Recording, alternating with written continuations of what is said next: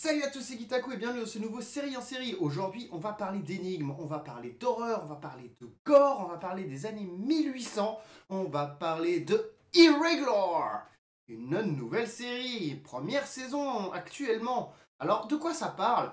Allons-y tout de suite.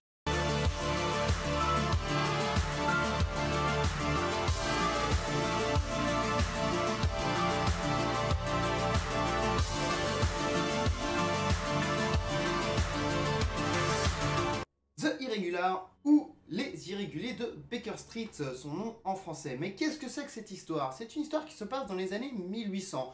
À peu près à l'époque de Sherlock Holmes et John Watson, nous avons un groupe de 4 amis qui vit dans la rue, dans des égouts. On a Béa, qui représente un peu la maman de la famille, et sa sœur, Jessie, qui a des rêves étranges la nuit. C'est très étrange tout ça, mais c'est très étrange.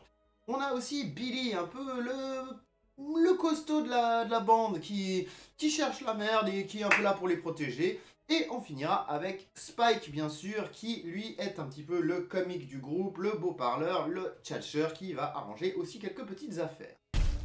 Your sister has a gift. She can see things normal people cannot.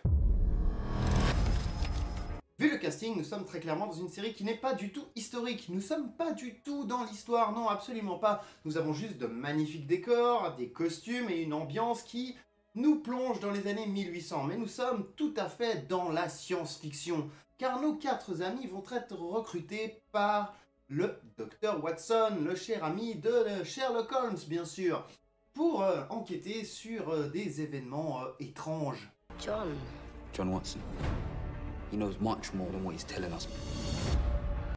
Des créatures telles des corbeaux qui viendraient à tuer des gens pour des raisons inconnues.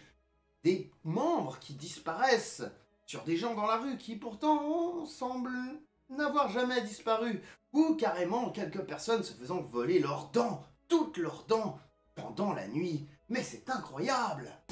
Something moves through the streets, like the shadow of a nightmare. It eviscerates all who stand against it. Notre petite équipe est donc composée de plusieurs membres qui ont chacun leur petit avantage. Béa sera plutôt la tête dure, celle qui va réfléchir et prendre les décisions. Jessie, grâce à ses pouvoirs de vision, qui semblent être des pouvoirs de vision, va arriver gentiment à pouvoir comprendre et appréhender ce monde magique. On aura Billy qui, lui, s'occupera essentiellement des muscles et de taper dans ce qu'il faut taper et protéger ce qu'il faut taper. Et Spike qui va, bien sûr, glaner beaucoup d'informations à travers la ville parce qu'il connaît beaucoup de gens et c'est un gros blablateur. Mais ce n'est pas tout. Someone has opened a rip. The barrier between our world and the next. Nous avons un dernier personnage qui n'est pas présenté au départ dans le groupe d'amis parce qu'il vient de l'extérieur. Nous avons Léopold. Léopold, lui, est un prince de la couronne, mais par malchance, il n'a jamais pu sortir de chez lui et il est bien coincé dans son palais car il est hémophile. Et on sait très bien qu'en 1800, être hémophile, c'est un peu fatal si on se blesse. On va le dire très clairement, hein, c'est un peu fatal si on se blesse. Mais notre groupe d'amis va rencontrer Léopold par une intervention aléatoire au milieu de la nuit, ce qui va le ramener parmi le groupe. Et ils ont besoin de Léopold parce que Léopold, lui, a une spécialité, c'est qu'il connaît effectivement la société, les gens et comment tout marche. Parce que nos 4 amis ont beau être volontaires et vouloir y arriver, ils ne connaissent ni les lois, ni les lieux, ni les inscriptions, donc on va avoir besoin de Léopold. Avec ces 5 personnages, nous avons presque rassemblé une équipe aussi puissante que Sherlock Holmes et le Dr Watson, qui sont prêts à affronter les créatures obscures. People are getting strange powers.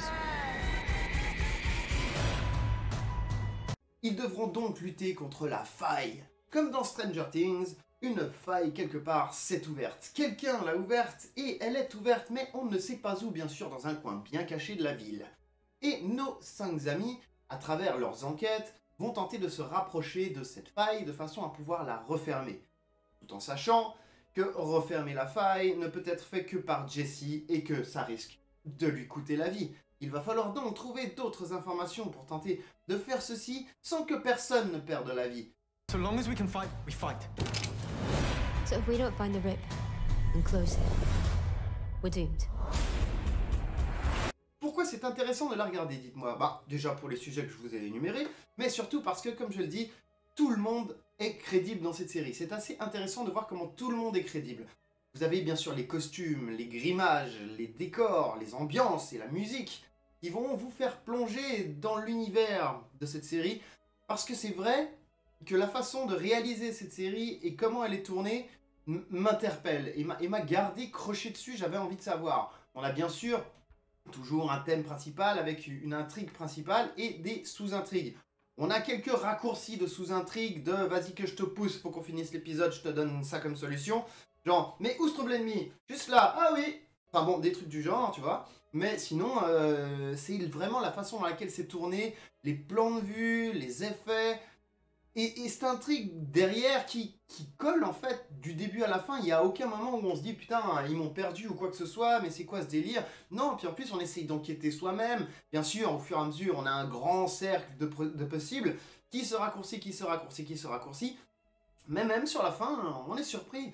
Malgré qu'on pourrait se dire non, je vous spoilerai pas cette fois-ci. Et ben, on est quand même surpris. Et je suis très intéressé et hypé par voir une deuxième saison par la suite parce que on a créé franchement une base. Alors, est-ce qu'il y aura une deuxième saison? Je suppose pour l'instant, d'après ce que j'entends parler, oui, il y aura une deuxième saison. Mais en tout cas, rien que cette première saison, même si elle n'a pas de suite par la suite de la suite, la suite de la suite étant la suite de la suite, et derrière la suite qui se trouve derrière celui qui venait avant. He's the key to all of this. And I'm gonna prove it and end it.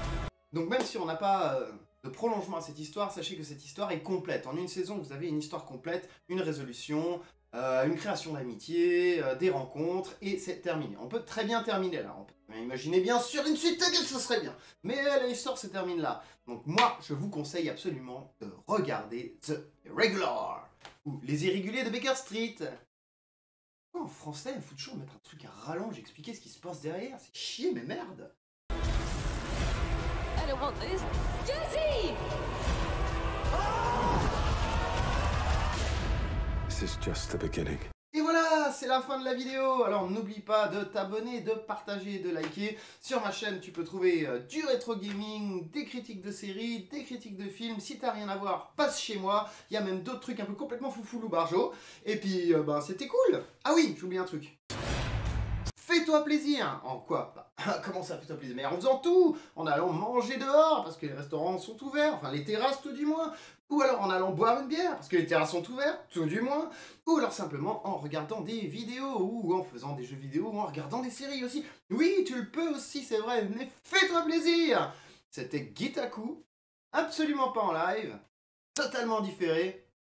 À la prochaine. Allez, je te revois bientôt. Ciao.